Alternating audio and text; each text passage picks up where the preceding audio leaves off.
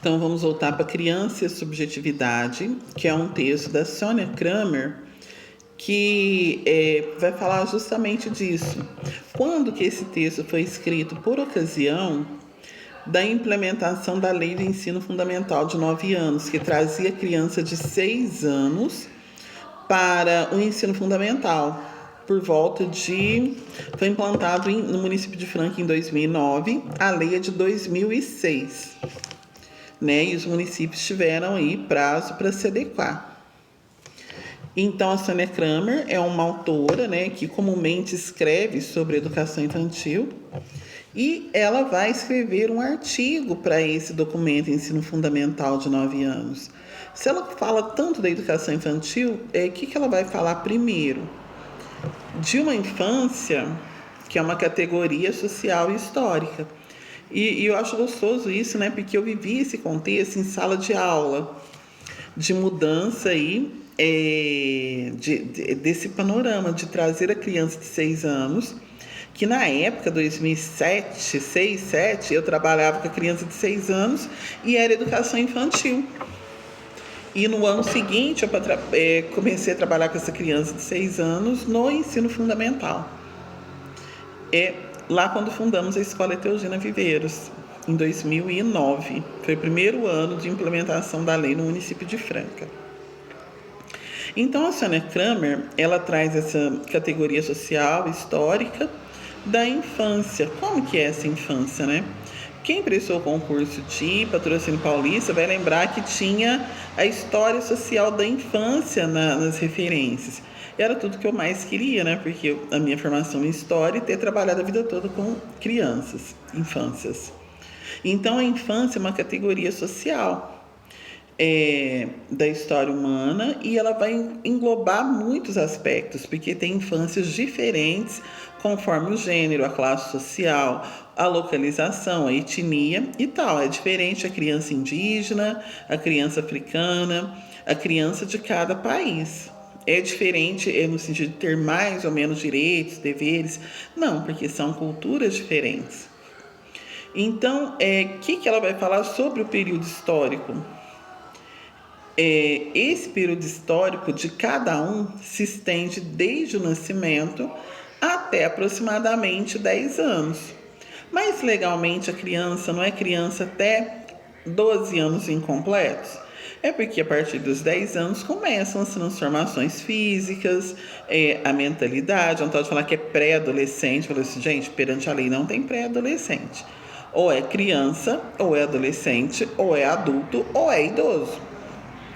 Não tem pré-adulto, não tem pré-idoso, né? Pré-idoso deve ser eu. Construção social, só nada. Que construção seria? Visões sobre a infância são construídas social e historicamente. Então, se há 50 anos atrás, lembra quando a gente fala de educação em jovens e adultos? As pessoas não estavam muito preocupadas com a infância, né? O pai criava os filhos, dava ali 7, 8 anos, levava para a roça, trabalhar na roça. E as crianças até brincavam, acho que brincavam até mais do que hoje, mas a responsabilidade ela vinha muito cedo. Então era um tipo de infância. E essa infância é construída socialmente, ou seja, naquela sociedade tudo bem ir para a roça. Na sociedade indígena, o menino aprende junto com o pai, tudo bem ir para a selva. Ruth, não tem estatuto da criança e do adolescente para tudo isso? Não, porque cada coisa é vista de maneiras diferentes em cada cultura. Certo? Hoje tem trabalho infantil, tudo, mas assim, você não vai chegar na aldeia e impedir um menino de aprender a cerâmica, aprender as questões de indígenas com o seu pai, com os homens da sua família ali, que seria o caso. Então, a infância ela varia conforme as formas de organização de uma sociedade. E a Sonia Kramer,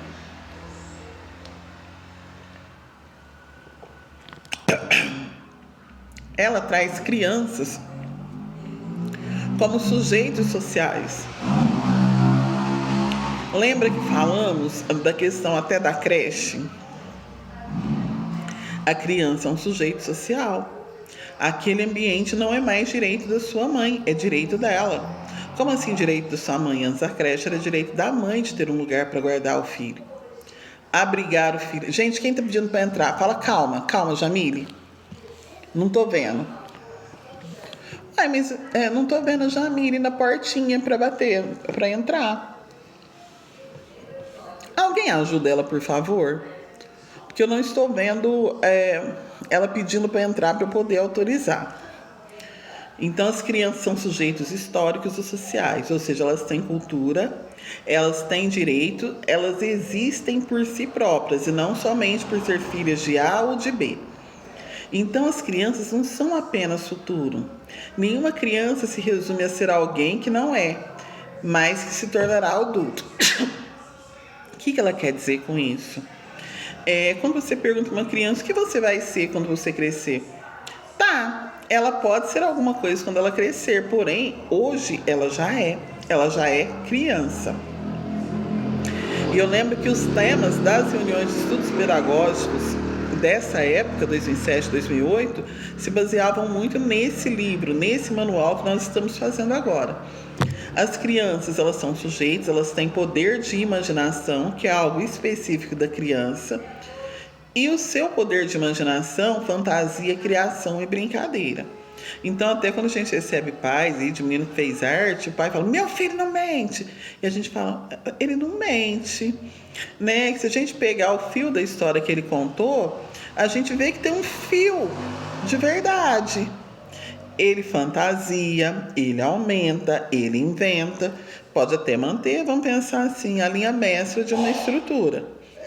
Mas ele inventa sim, porque tem poder de imaginação.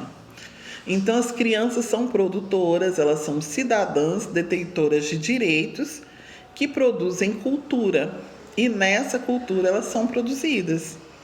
Então olha que interessante, né? Essa época de festa junina. Os professores trazem músicas, trazem danças, trazem referências à cultura do campo. As crianças aprendem aquelas músicas, mesmo os professores estão cantando na cidade inteira. Mas elas interpretam a sua maneira, elas têm os seus sentimentos e elas expressam ali na dança, cada uma da sua forma. E a Sônia Kramer, ela vai colocar os 4 eixos de Walter Benjamin, que é um autor que ele escreveu muito sobre a criança. Quando eu fiz mestrado, eu li também bastante esses textos, porque eu trabalhei com educação infantil, né? Walter Benjamin trabalhava com a criança, com o brinquedo, com o significado do brinquedo para a criança. E a Kramer, ela consulta ele, e o que ela vai falar? Que a base do texto é a criança criar cultura. Então, a criança cria cultura, ela brinca e nisso vai residir a sua singularidade, a sua identidade, como ela se diferencia de uma outra criança, de uma outra cultura. Fazendo história a partir dos restos. Não, gente, errei aqui. História a partir de tudo isso que ela se reconhece, que ela conhece, que ela transforma, que ela vivencia. Depois, o Benjamin vai falar de uma criança colecionadora. Então, como colecionadora, a criança procura dar sentido ao mundo e produz história.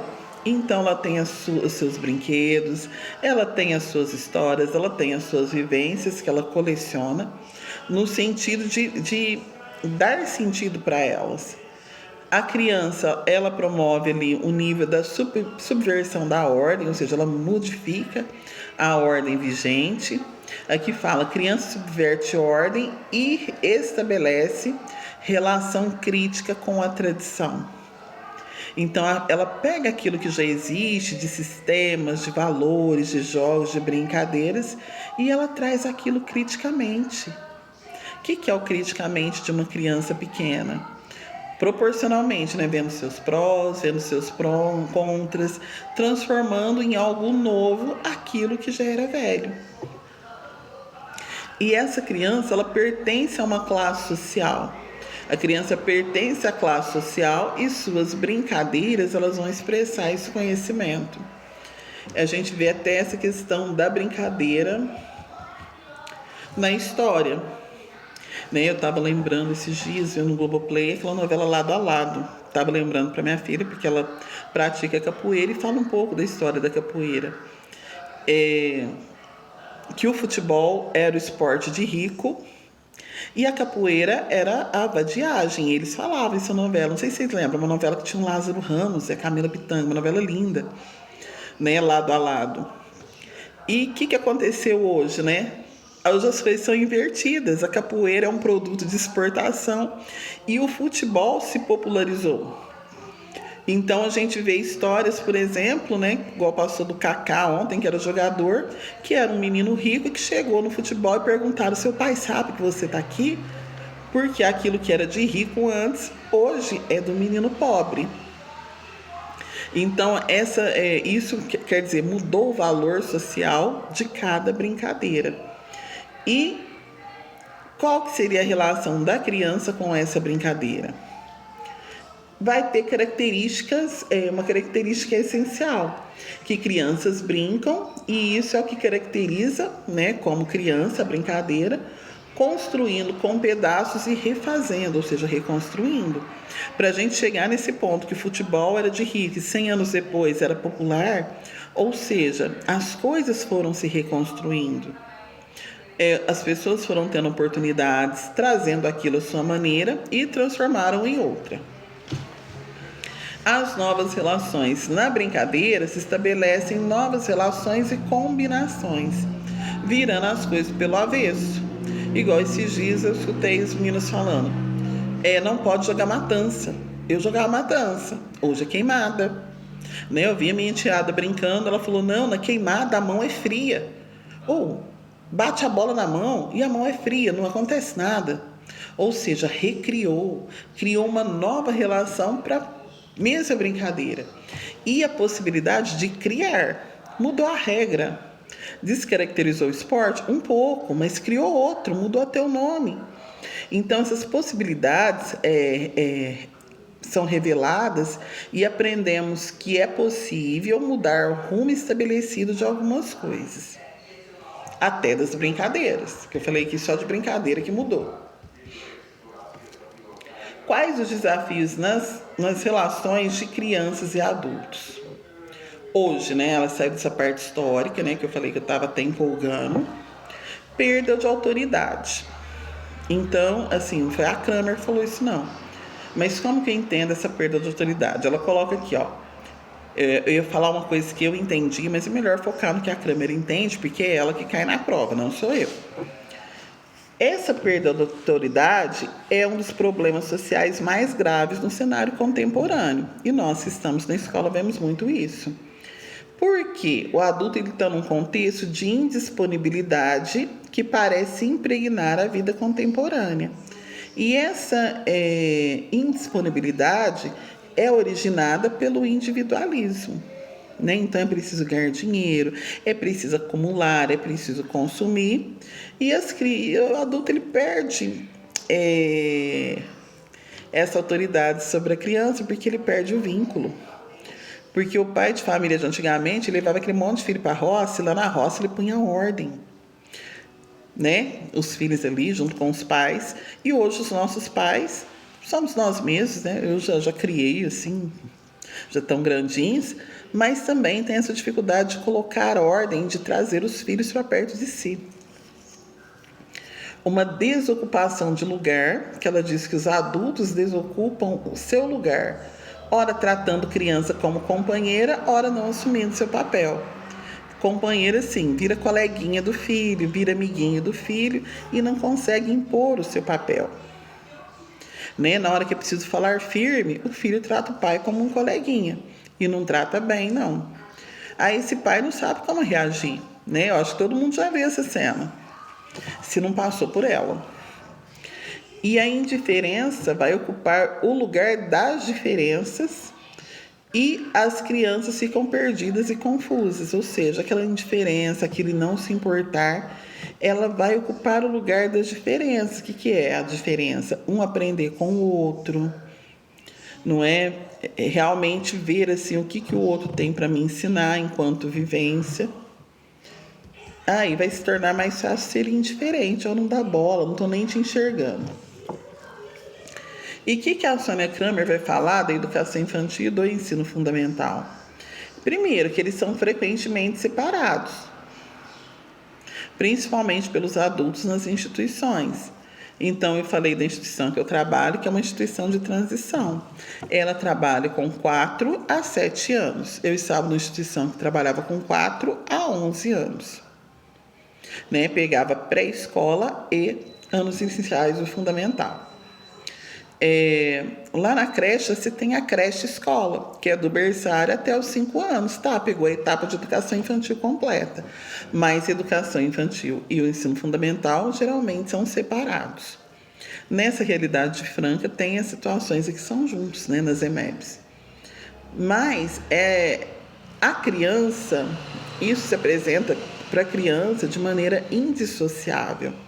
Então, na mente dela, não chega um dia... Às vezes, a mãe, quando muda de escola, a mãe fala: olha, você vai para a escola de meninos grandes, tal, tal, tal. Mas, para ela vai para a escola. E ela não vê essa ruptura, a não ser no posicionamento dos adultos. Então, a Sônia Kramer vai dizer o seguinte, que do ponto de vista da criança, não tem fragmentação. E ensino fundamental e educação infantil são indissociáveis, não tem como você ficar separando. O que envolve conhecimentos, afetos, saberes, valores, cuidados, atenção e seriedade, e ela coloca, e riso, né? Porque lugar onde tem crianças pequenas tem que ter alegria. Aliás, até adultos e crianças grandes, né? Então, ela vai ter elencando alguns direitos da criança: direito de brincar, direito a uma vida digna, de dizer não ao trabalho infantil, mesmo que eu dei um exemplo que pareceu que todo mundo ir para a roça com o pai era algo positivo, por um lado era, né? Mas a questão do trabalho infantil, 50 anos atrás, não era uma tônica sensível. E a inserção da cultura. A criança tem direito a ser inserida de maneira crítica na cultura e tem direito ao atendimento de necessidades básicas, como é mostrado em todos esses documentos de legislações que estamos estudando. Qual é o papel da escola e do professor? Primeiro, a formação cultural. Então, o trabalho pedagógico ele precisa favorecer a experiência com conhecimento científico e cultura, né? Então, tem direito à formação cultural. Ele tem direito, o papel da escola e do professor, né? Já acabou o direito, Rutineia. Já mudei.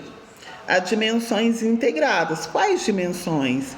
Creche e pré-escola em dimensões políticas, éticas e estéticas, incluindo conhecimento de arte e de vida. Então, tudo isso tem que estar integrado àquilo que é ensinado à criança. É preciso ver crianças como crianças, nós professores. Ou seja, saber ver, entender e lidar com crianças como crianças e não apenas como estudantes. Então, assim, quando trabalhei nessas condições de diretora, coordenadora, às vezes a gente via a professora brigando com criança como se fosse criança também. Mas esse menino isso, mas esse menino aquilo. A gente tem que ver que nós estamos lidando com um ser em desenvolvimento e não com alguém do nosso nível de maturidade. Se fazer adulto diante daquela criança. A experiência de cultura é um papel da escola, é um papel do professor, que é favorecer experiência com brinquedos, com museus, com cinema, teatro e literatura. Né? Inserir a criança, vamos voltar lá no letramento, não só na cultura letrada, como pede o letramento, mas também numa cultura artística, dar repertório para aquela criança. E os desafios contemporâneos, que são reconhecimento do outro, que é uma educação baseada no reconhecimento da outra pessoa e suas diferenças de cultura, de etnia, de religião, gênero, classe e idade. né? Então a escola serve para isso, principalmente crianças pequenas, né? Para eles se reconhecerem assim, no sentido, olha, o outro é diferente. Combate à desigualdade, ou seja, combater a desigualdade, não apenas reconhecer que as pessoas são diferentes, né? De ser diferente é uma coisa, mas eu de repente, por motivos injustos, ter muito mais do que o outro, não, né? Então a gente tem que reconhecer também aquilo que não está bom. Ética e solidariedade, ou seja, viver ética e implementar a formação cultural que assegure a experiência crítica da criança. E humanização, ou seja, práticas que contribuam para humanizar a relação entre crianças, jovens e adultos. Principalmente depois da pandemia, que nós vemos aí crianças tão agressivas, crianças tão isoladas, né? Cada vez menos as pessoas têm menos filhos. Não é para encher a casa de filho também por conta disso, mas assim, as pessoas desaprenderam de conviver, certo? Alguma questão em relação ao texto da Sônia Kramer? Tá tranquilo? Tá favorável? Dá para fazer joinha? Então a gente encerra essa parte.